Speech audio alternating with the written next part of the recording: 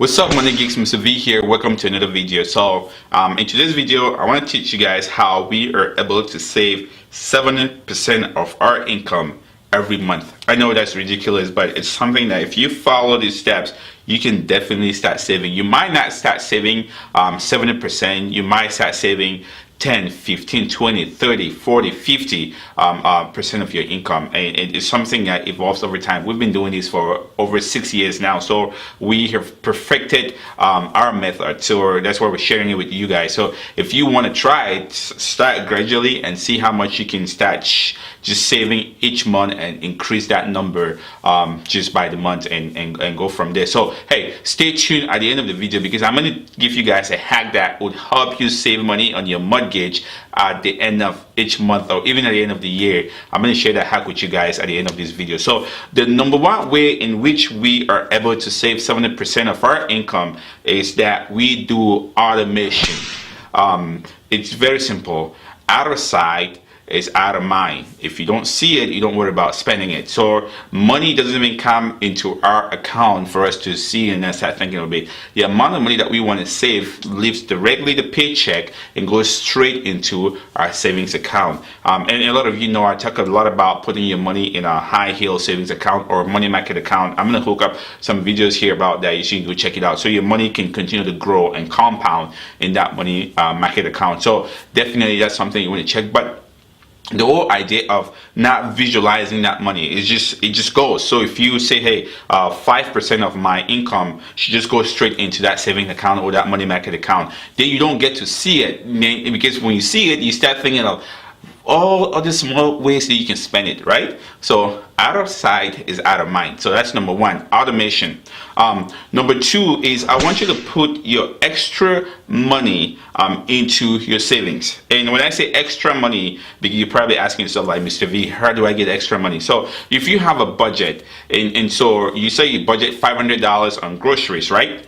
And at the end of the month, you only spend $350 on groceries. So you have $150 extra. So that extra money, instead of you thinking like, oh yeah, I have extra money, I can go do some shopping. No, put that extra money directly into your savings, and that will help your savings grow. And that's a technique that a lot of people fail to follow. So if you go through your list, if you have any extra, say your grocery, even your spending money, your out-of-pocket money, if you don't spend it all at the end of the month, yeah, don't carry it over.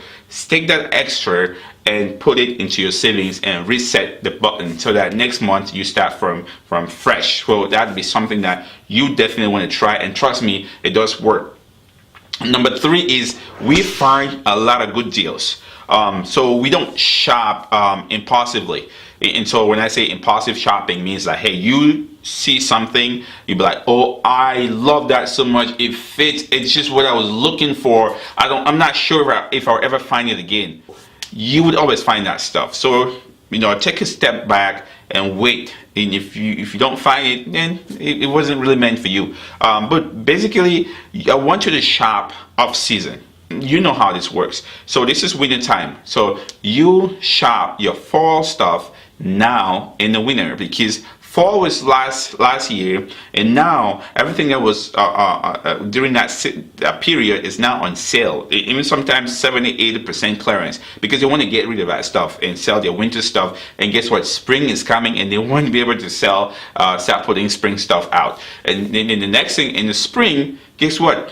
All winter stuff is going to be on sale. So you shop your winter stuff in the spring time. So that's another hack that really saves us a ton of money. And a lot of people don't follow this, and I've talked about this a lot in my videos, and I know I'm repeating this over and over, but it's something that works. You should definitely try it. If you buy a pair of a winter boot in the winter time, it's going to be full price for the most part. But if you buy it in the spring, it's going to be at least half price, because you don't want to store that. They don't want to keep it around because it's spring. People are shopping for spring stuff, and that's when you go in and get the good deal. So definitely another hack to try. The other one is we shop our groceries at Aldi.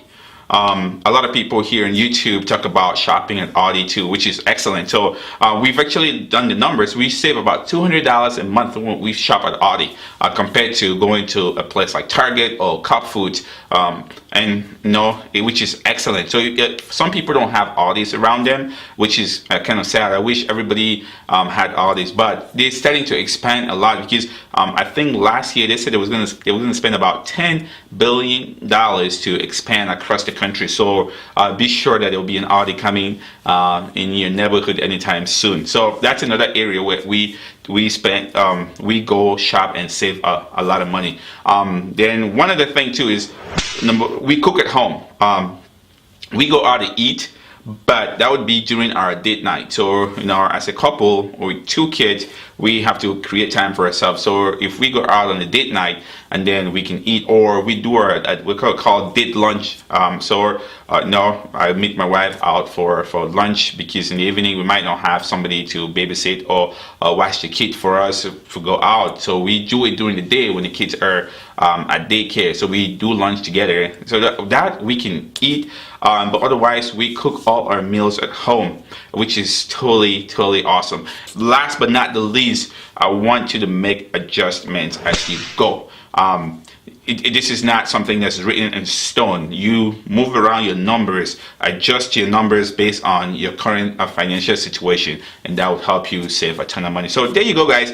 That's some of the ways that we are able to save about 70% of our income every month. And again, a lot of this stuff depends on your health, your current financial situation, and your financial goals. So it's not like it's one size fit all. So some people are not really healthy. We're lucky that none of us in our house has any medical condition or is sick in any shape or form. So that helps us save a ton of money, because medical expenses are really killing people, and that's not good. So we're healthy, and we don't really have any situations where we're spending a ton of money there. So we're able to save a lot more money than somebody that's sick. So again, like I said, this is just what works for us. So you figure out what works for you based on your health, based on your financial situation, and based on your financial goals. What are some of the ways in which you are able to save extra money at the end of the month? Let me know in the comment section. And remember, I said I was going to tell you guys ways in which you can actually hack or save money with your mortgage. So think about it. Most people pay their mortgages once a month, right?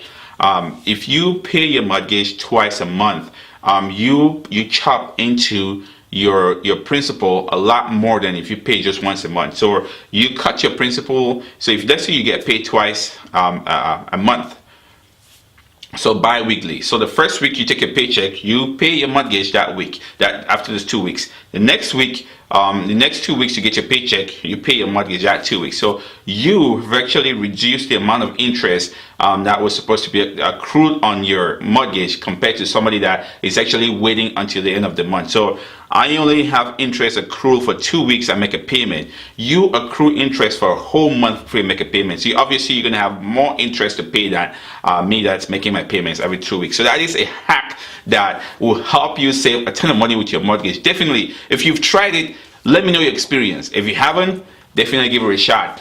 It doesn't hurt to pay more towards your mortgage, because if you can pay it off, that's an excellent feeling. So I hope you guys have a great time, and this was helpful. If you have any questions, again, let me know in the comment section. And as always, stay motivated.